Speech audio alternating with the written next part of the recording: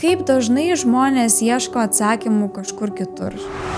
Žinai, kartais žmonės, kurie pradeda eiti tuo dvasingumo keliu, jie pradeda labai sekti kažkokius gurų, sudievina, ant pedestalo pastato kažkokius savo mokytojus. Tu labai jauna pradėjai iš to visų sąmoningumo keliu.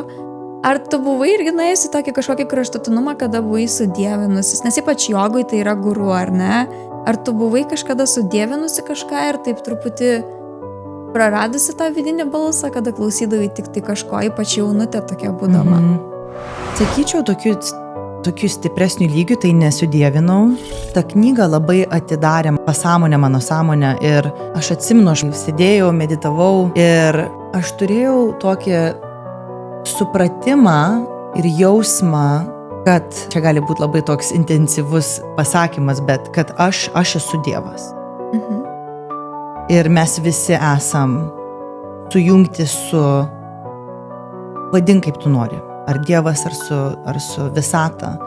Ir aš pajutau tą energiją visatos ar Dievo savyje ir visur aplink.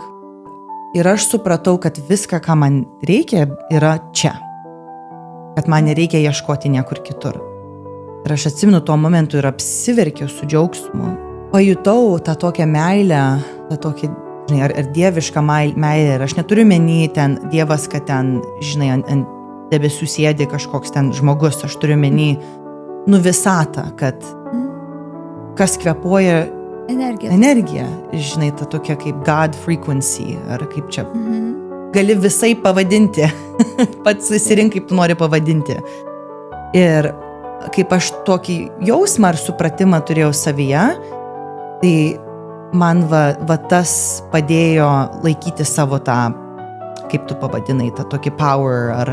Vidinę tokią galę. Jo, vidinę tą tokią galę. Tai aš dėl to neturėjau tokias patirtis, kur labai atsidaviau, žinai, kažkokį guru ar mokytoją. Nes aš supratau, kad ką jie turi ir aš turiu savyje irgi.